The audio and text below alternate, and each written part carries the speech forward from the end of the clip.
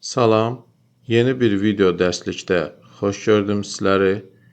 Bu günləri biz 1S-də nomenklatura qruplarının SOT hesablarının yaradılmasını öyrənəcəyik.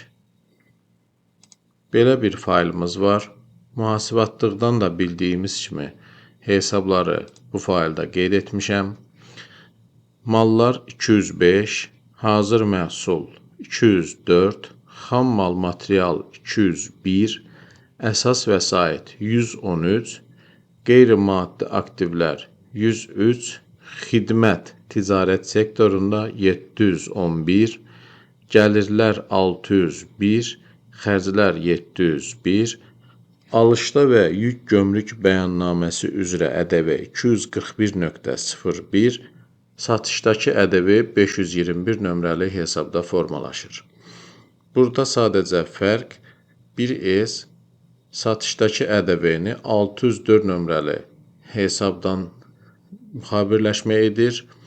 Bunun da səbəbi 601-ə ƏDV-li məbləğ daxil olur. Onun üçün də proqram avtomatik müxabirləşməni 604-də özü edərək ƏDV hissəsini ayırıb 521-ə daxil edir. Gəlin proqramımızı açaq. Nomenklatura hissəsinə daxil olaq. Başlayaq hesablarımızın SOT-unu qurmağa. Deməli, birinci başlayırıq mallar hissəsindən, mallar qrupundan. Qrupun üzərində dayanırıq. Keçmək düyməsinə sıxıb, buradan nomenklaturaların SOT hesabları. Bura daxil oluruq. Qarşımıza belə bir pəncərə gəlir. Burada əlavə et deyirik. Yeni bir pəncərə açılır. Təşkilatımızı seçim edirik. Smart MMC.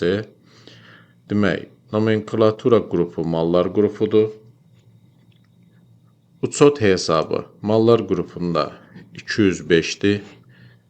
Yazırıq. Satışdan gələn gəlirin SOT hesabı 601-dir.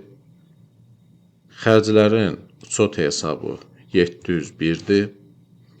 Təqdim edilmiş ƏDV-nin SOT hesabı 241.01-dir. Gömrükdə də yenə 241.01-dir. Satış üzrə ƏDV-nin SOT hesabı burada 521-in əvəzinə 604.01 qeyd edirik. Bu qədər yoldaşlar. Mallar qrupunun SOT hesabı artıq hazırdır. OK deyirik. ESC düyməsi ilə çıxış edirik. Keçirik ikinci qrup materiallar qrupudur. Üzərində dayanırıq. Keçmək düyməsi ilə nomenklaturanın SOT hesabları hissəsinə daxil olub. Əlavə et deyirik. Yenə eyni pəncərə çıxır. Təşkilatı seçim edirik. Nomenklatura qrupu materiallar. Demək, materiallarda xam mal materialda 201.01-dir. 201.01. Digərləri isə olduğu kimi qalır. Satışdan gəlir 601, xərclər 701,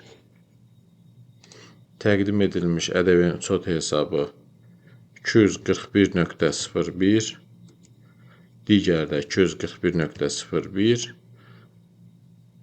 burada da 604.01. OK deyirik. Escape düyməsi ilə çıxış edirik. Keçirik üçüncü qrupumuz hazır məhsul. Hazır məhsulun üzərində, qrupun üzərində dayanırıq. Yenə keçmək deyirik. Nomenklaturanın SOT hesabları. Əlavə et deyirik. Təşkilatımızı seçim edirik. SOT hesabı hazır məhsulda 204-dür. 204-dür. Gəlirimiz 601, xərclər 701, təqdim edilmiş ƏDV-nin uçot hesabı 241.01, digərdə olduğu kimi 241.01, 604.01. Bu da hazırdır. Yenə Escape düyməsi ilə çıxış edirik. Gəlirik qeyri-maddi aktivlərə. Üzərində dayanırıq. Keçmək düyməsi ilə nomenklaturaların uçot hesabları əlavə et deyirik. Təşkilatımızı seçirik. Qeyri-maddi aktivlər 103'dür. Satışdan gələn gəlirin uçot hesabı 601, xərclər 701. Baxın yoldaşlar, hər biri olduğu kimi qalır. Sadəcə yuxarıdakı uçot hesabı nomenklatura qrupuna uyğun yazılır. Digərləri isə olduğu kimi qalır. 241.01 deyirik. Burada da 604.01. OK deyirik. Gəlirik əsas vəsaitlər. Buradan yenə eyni qayda ilə əlavə et deyirik. Təşkilatımızı seçirik. Əsas vəsaitlər 113.01, 113.01,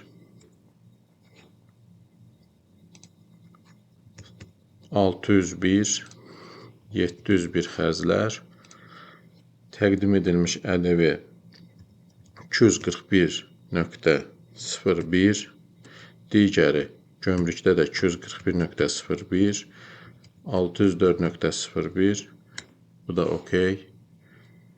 Gəldik xidmət hissəsinə. Xidmətlər bölməsində də yenə də keçid edirik, əlavə et deyirik, təşkilatımızı seçim edirik. Nomenklatura qrupumuz xidmət, uçot hesabı. Xidmət biz burada yoldaşlar ticarət sektorunu nəzərə alıb eləyirik. Əlbəttə ki, bu hesab bilirsiniz ki, ayrı-ayrı ola bilər. Biz burada 711 yazırıq.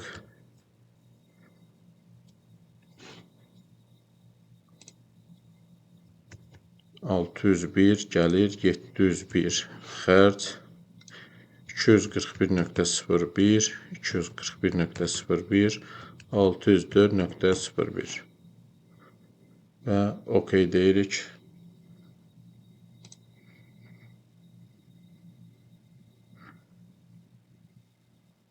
OK deyirik, çıxış edirik. Bu qədər yoldaşlar. Çox sadədir. Sadəcə olaraq məntiqini başa düşmək lazımdır. Bugünlük dərslərimiz bu qədər. Növbəti video dərslikdə görüşmək ümidi ilə kanalımıza abunə olub videolarımızı bəyənməyi unutmayın. Növbəti dərslikdə görüşmək ümidi ilə salamat qalın.